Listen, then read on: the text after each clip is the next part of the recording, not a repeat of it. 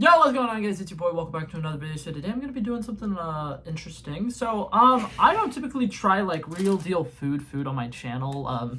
The one exception to that was I think that a couple of weeks ago I tried DiGiorno, and that could be considered real food. But as far as like snacks go, I try to stick to snacks and like small things that you're supposed to have here and there. Today I got something big.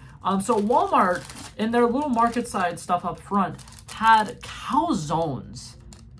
And for some reason they were on clearance. I don't know why.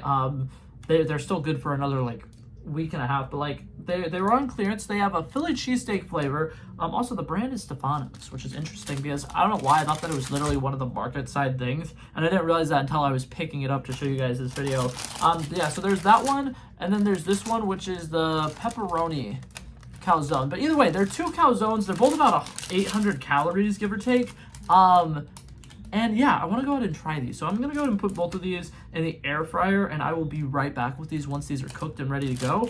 And I'm going to tell you guys how they are. Okay, I'm back, and I accidentally lied to you guys. I didn't mean to. I said they're both around 800 calories. The Philly cheesesteak one is actually only 600 calories. Also, I'm going to go ahead and make a quick disclaimer. I'm not eating both of these in this full sitting. I know that... I'm going to be reviewing these, and I'm going to be trying these, and you guys might be like, oh my god, is this guy having like a gigantic lunch? I'm not about to consume 14,000 calories. I'm just going to eat probably about half of both of these and put the rest of them in the fridge for later. But this one up top is the Philly cheesesteak. This one right here is the pepperoni. Very, very excited to try these. I'm going to go and get right into it. So instead of air frying them, like I said I was going to air fry them, I decided to actually go based off of the instructions on the packaging, which is to microwave them for 1.5 minutes and then let them sit for a couple minutes. So I did precisely that. We're going to go ahead and try it. So I'm trying the pepperoni one first. I'm expecting this first bite to just be a bunch of bread. So cheers. Trigger warning for people who don't like chewing. I'm going to speed it up, but it'll be okay. Alright, so I was pretty accurate with that first bite. That first bite was like 90% bread. But there was a little bit of the pepperoni, and the pepperoni is very spicy. It tastes pretty good. I like it. Something about this that is going to probably throw me off. I don't think there's gonna be any like tomato sauce or anything with this, and I feel like this would go really good with some tomato sauce. So if you're gonna try this at home, I would recommend maybe getting yourself a little side cup of marinara sauce to dip this in, because as it stands, it just being cheese and pepperoni, kind of feels like it's going to be missing a little flavor. Jesus Christ, the cheese is very stringy, though, which could be a good thing. It could also be a bad thing, depending on, you know, how you feel about that. I'm going to go ahead and try more of the middle pieces so I can give you guys a full, accurate review. So cheers. Alright, so yeah, it's just a bunch of pepperoni and an ungodly amount of cheese. It's pretty good. It's not bad. But I feel like it's missing an opportunity to have a lot of different stuff in here. If I was to make something like this, I'd probably would throw a couple of peppers in here or something. As it stands, it's very basic. It's not really anything overly good. My expectations for it weren't incredibly high, so it's meeting my expectations.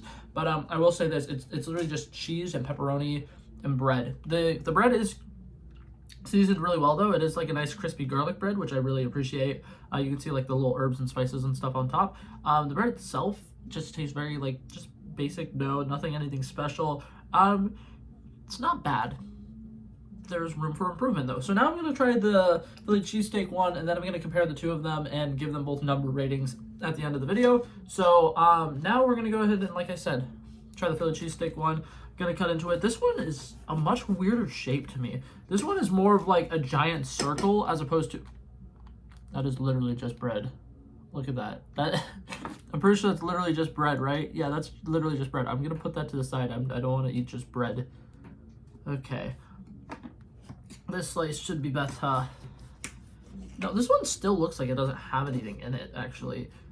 I'm so confused. Okay, I'm gonna go ahead and try this bite, but this bite to me also right now is looking like it's just bread. But anyways, cheers.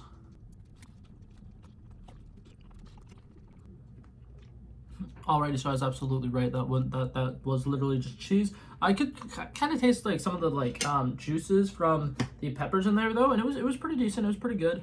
But as far as cheese goes, once again, this one is just basic mozzarella cheese. They don't do anything special or bold with the cheese, which I'm not gonna say is a problem, but at the same time, I feel like this could definitely benefit from having a couple different kinds of cheeses blended in together. That being said, it's not bad. It kind of seems like they just used like straight up mozzarella sticks though and threw them in here because of how much mozzarella it is all in one congested spot. It's an ungodly amount of cheese. So if you guys have issues with dairy, would not recommend these. But anyways, cheers. This one should have some of the steak and actual peppers in them. So hopefully I taste something good here.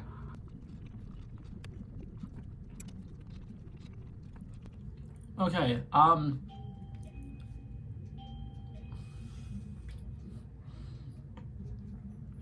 okay, so it's not bad. I will go ahead and say this: the steak is definitely very cheap steak. It's kind of what you would expect from like a Steakums packet. It's not very flavorful. The peppers in it are definitely green peppers. They're not bad.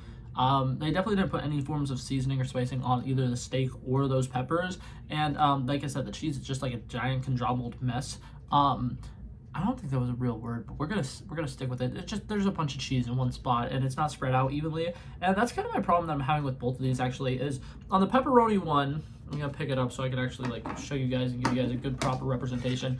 On the pepperoni one, you got this giant little calzone there. Pepperoni is literally only on like that very edge pieces of it. There's no pepperoni this side forward, and we're getting the same thing on the steak one. There's only steak in the dead center of it, and then that's just cheese, and it's not. I'm not gonna say that it's bad, but like if it was more evenly distributed, I don't even care if like it's that same amount of steak and it's that same amount of pepperoni. It's just the fact that it's not evenly distributed at all that's kind of throwing me off here, because if you're doing a calzone right, it should be layered and there should be a lot of stuff mixing in with each other. And right now it's like they put all the pepperoni right here and then they decided to put all the cheese over here, and it's not that good. To be totally honest, and it's a little disappointing, I'm not gonna lie.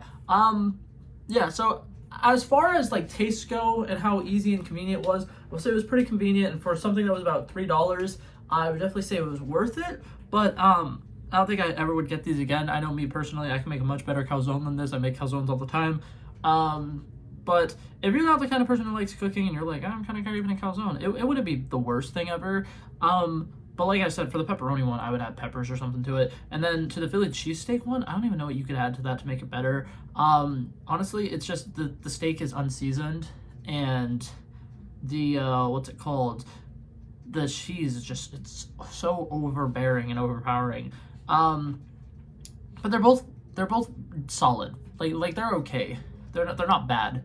Yeah, so I'm gonna give them both number ratings here. I think that they're both pretty spot on and pretty in the middle of these. I'm gonna give them both solid 7.5s, because they're, like I said, they're not bad. They'll pass, and like if you're really craving a calzone and you really don't have the time to make it, it's really good and convenient. And like I said, you heat them up in the microwave for like a minute and a half, and they're pretty solid considering that they came out of the microwave. But yeah, that's it for this video. I really don't want to keep drilling into these, because in my defense, I should have known better than to get calzones, because when I go out to restaurants, I don't buy food that I know I personally can make better.